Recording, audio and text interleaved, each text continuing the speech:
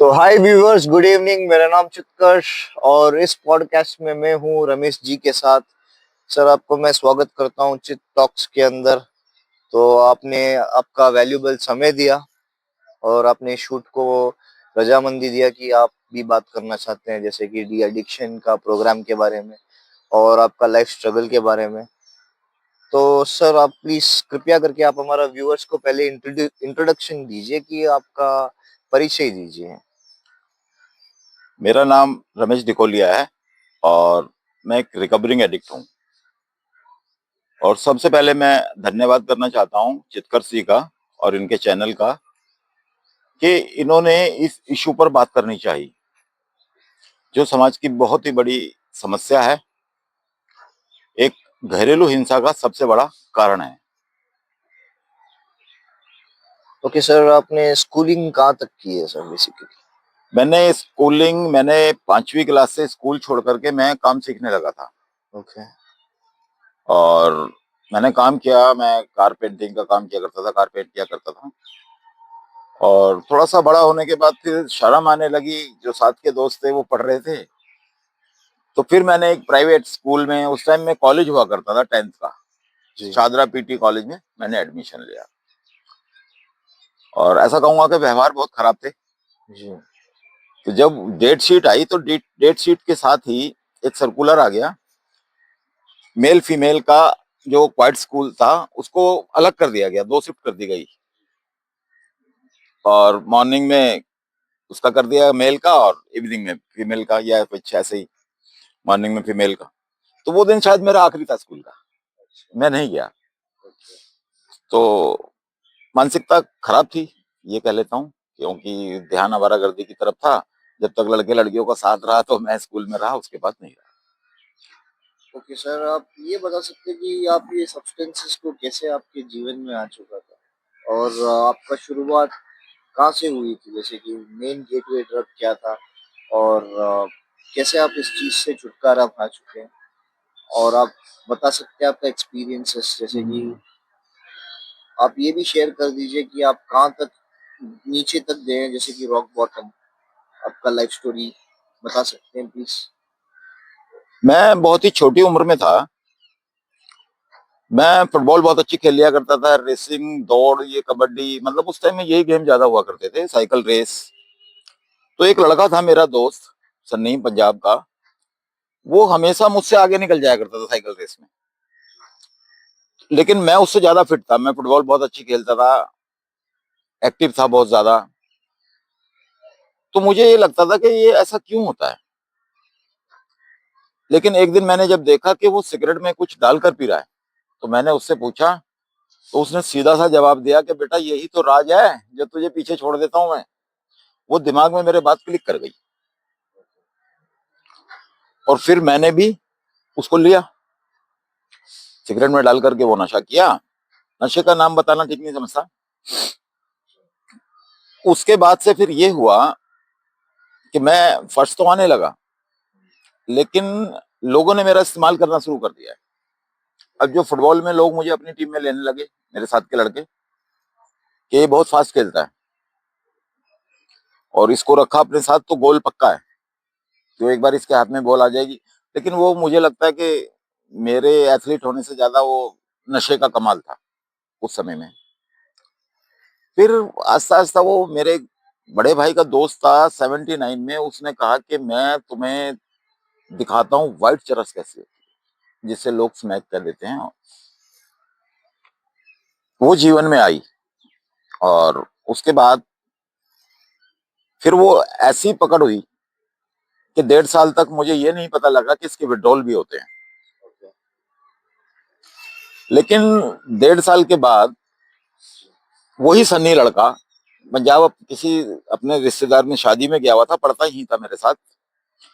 तो वो, उसको वहां से उल्टी दस्त हुए और आकर के यहाँ किंग्सवे कैंप में आईडी हॉस्पिटल है, एक हेजे का स्पेशलिस्ट है वो,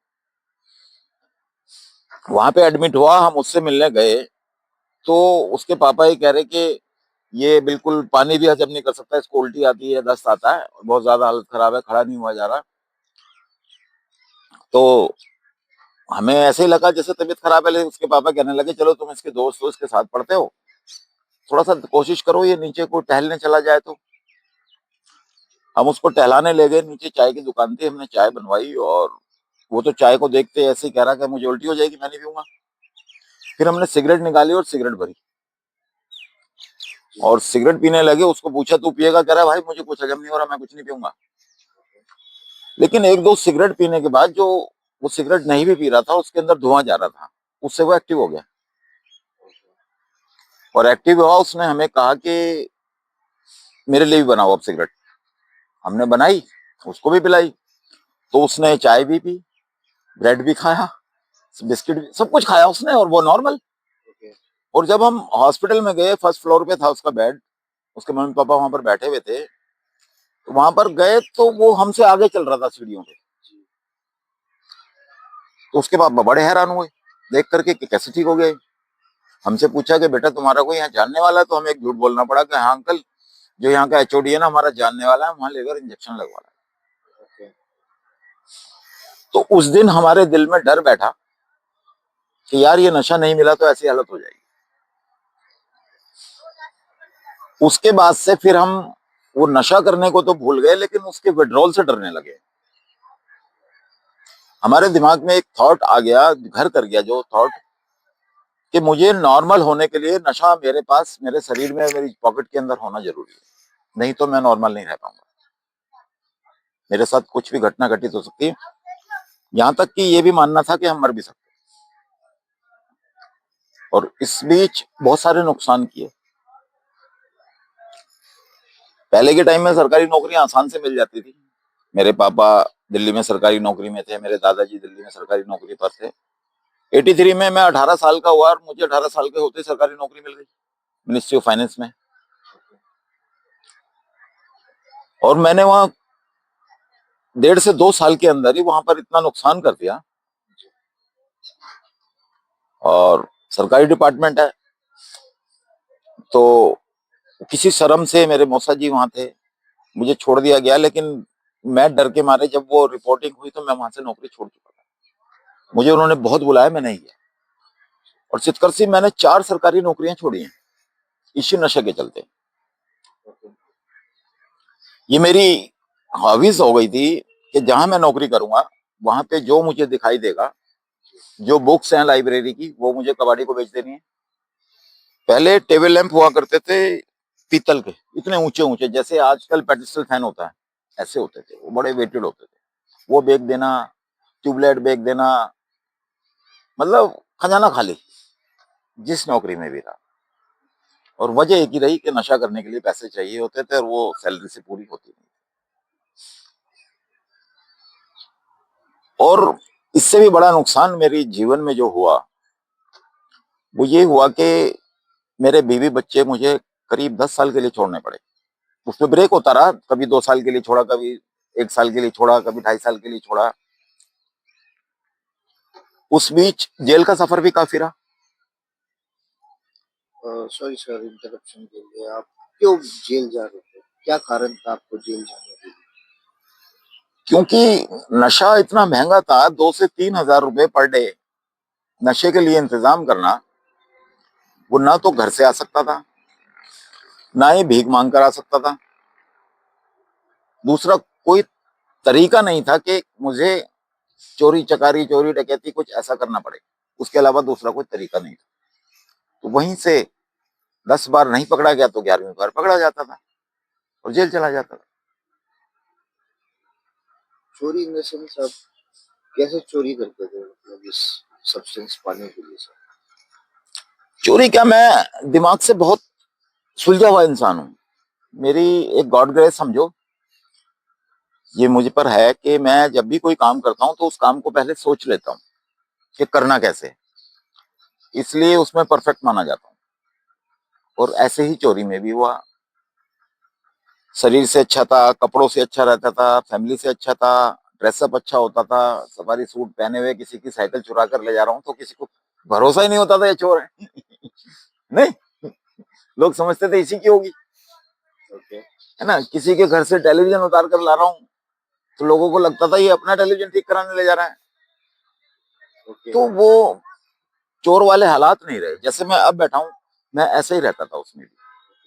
मैं जब कभी घर से बाहर रहता था चितकर से, मैं लाल किले पे, यमुना बाजार में, जितनी जगह भी घर रहा हूं मैं, घर से बाहर रहा हूँ सॉरी, तो मैं एक जो कपड़े धोने वाला होता है ना, जी। जो लॉन्ड्री तो नहीं कहेंगे, उस टाइम में ये कहते थे कि जो धोबी होता है, मैं उसको पैट रखता था, वहां पे 4-5 जोड़ी अपने कपड़े रखता था।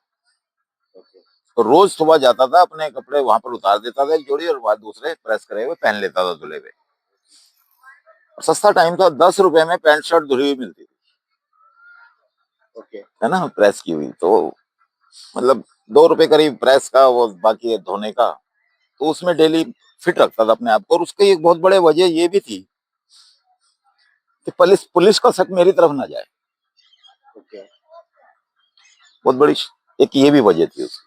तो सर आप हाँ। ये बता सकते हैं हमारा व्यूवर्स को कितने बार आप अंदर बार जेल के अंदर आप जाके आ चुके हो मतलब? ये काउंटिंग तो मैं नहीं बता सकता करके सॉरी, लेकिन ज्यादा बार ऐसा हुआ है कि जब भी मैं जेल में गया हूं, तो घर वालों ने आना मिलना बंद कर दिया था। कम बार ऐसा हुआ कि मैं जेल जाता था, घर वाले मुलाकात करते थे, जमानत करवाते थे, लेकिन कब तक करवाएं वो, क्योंकि मेरे परिवार में कोई भी ऐसा नहीं था जो इतनी गंदी हरकतें करता हो। मेरे भाई को, मेरी माँ को शर्म आती थी मुलाकात पे जाने में, कि हमारा बच्चा ऐसा करता है, या नाम लिखवाएं हम, है ना। एक बार ऐसा हुआ, मेरी मम्मी कह रही कि तूने नाम बदनाम कर दिया अपने पापा का। तो मैंने मजाक में क्या कहा, मम्मी मैंने तो नाम रखा है पापा का, किसी भी दिल्ली के थाने में जाके पूछ लो ना, सब जगह लिखा हुआ है, किसी भाई ने लिखवाया। लेकिन उस टाइम ऐसी खोपड़ी थी। जब जमानत होती थी या रिहाई होती थी ना, तो लोग बहुत खुश होते थे। ओके। जाहिर सी बात है, खुश होगा कोई, बंदिश से निकल रहा है। लेकिन मैं दुखी हो जाता था। उसके पीछे कारण क्या था सर? उसके पीछे कारण ये था कि जेल से रात को छूटते हैं 9-10 बजे, और मुझे नशा चाहिए, वो इंतजाम कहां से होगा? कोई ऐसी पैट जगह तो है नहीं कि मैं जेल से आऊं और वो वहां से कोई चीज चुराऊं और बेच करके नशा कर लूं, रात को कोई कबाड़ी भी नहीं मिलेगा। लेकिन जो जिन कबाड़ियों को मैंने कभी सामान बेचा, या जिस किसी को भी बेचा, उससे मैं जाकर के एडवांस पैसे ले लेता था, क्योंकि टाइम पीरियड इतना लंबा हो चुका था, उनको पता था ये कल फिर आएगा और डबल दे जाएगा। तो रात को वहां से ऑटो पकड़ के उनके घर जाता था, नशा करता था, फिर कहीं ठहरता था, घर नहीं जाता था। 2-2 साल, 2.5-2.5 साल मैं घर नहीं गया हूँ। सिर्फ यूजिंग ही करते थे? यूजिंग ही करता रहा, बस वही जेल का आना जाना और नशा करना। और मानो बच्चे छूट से ही गए थे, लेकिन गॉड ब्लेस, ऐसी वाइफ मिली, ऐसी फैमिली मिली कि उसने मेरा इंतजार किया। नहीं तो आज के टाइम में अच्छे खासे पति होने के बावजूद साथ नहीं रह पाते। आज मेरी शादी को 32 साल होकर के 33वां साल है, ये मई में 33 साल हो जाएंगे मेरी शादी को। और लव मैरिज है मेरी, और बहुत खुश है। और जैसे मेरी एक आदत थी कि थोड़ी सी वो पापा से आई, या जैसे भी आई, या मम्मी की बातों से आई, पुराने बुजुर्गों की बातों से आई, कि मैंने एक शिक्षा पे ध्यान दिया, जो मैं नहीं पढ़ पाया, जो मेरी कमी थी, मैंने बच्चों को पढ़ाया। बच्चे पढ़ लिख गए, और बेटी नेट क्वालिफाइड है, MSW किया हुआ है ना, मास्टर साइंस से नेट क्वालिफाइड है, काउंसलर रही महिला योग में। अब वो पढ़ाई कर रही है और आगे जाने के लिए। बेटे का अपना कपड़े का बिजनेस है, MLib किया हुआ उसने। बहू टीचर है, दामाद पुलिस में ऑफिसर है, वाइफ गवर्नमेंट जॉब है। तो ये जो बुरा वक्त आता है, ये सिर्फ सिखाकर ही नहीं जाता, बहुत कुछ देकर भी जाता है, मेरा ऐसा मानना है पर्सनली। क्योंकि वो जो बुरा वक्त आया, उस बुरे वक्त में मेरी वाइफ ने कहीं टेम्परेरी जॉब की, उस पर किसी ने तरस खा करके उसको परमानेंट कर दिया गवर्नमेंट जॉब में। ओके। तो शायद वो उसकी गवर्नमेंट जॉब भी नहीं होती, क्योंकि फिर उसे घर से बाहर निकल के काम करने की क्या जरूरत है अगर मैं सही होता तो। शायद मेरे लिए यही प्लान था ऊपर वालों का कि मुझे चुना जाए और मेरे इस जो दिमाग की मैं कह रहा हूँ शार्प माइंड है मेरा, इसको इस्तेमाल करके आज जैसे दूसरे घर खराब हुए हैं उनको बचाने के लिए मुझे इस्तेमाल किया जाए। शायद ऐसी प्लानिंग कह लो भगवान की। सर मैं ये पूछना चाहता हूँ, आपको कितना साल हो चुके हैं ये सब्सटेंसेस से दूर रहते हुए? मुझे ये 29 मार्च को पूरे 20 साल हो जाएंगे, है कंग्रेचुलेशंस। ना। और अभी आप ये बताइए कि आपको, जैसे कि आपने अपना रॉक बॉटम बता दिया, आपने ये भी बता दिया कि इस सब्सटेंस की वजह से आपने कैद भी काट लिया।